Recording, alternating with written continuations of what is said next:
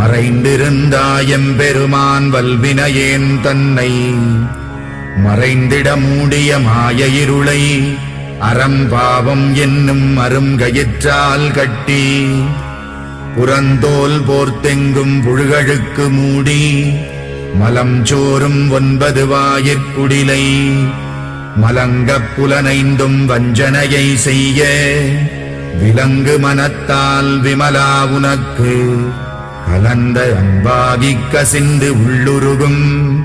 நலம்தானிலாத சிறியேற்கு நல்கி நிலம் தன்மேல் வந்தருளி நீழ்கடல்கள் காட்டி ஞாயிற்கடையாய் கிடந்த அடியேற்கு தாயில் சிறந்த தயாவான தத்துவனே.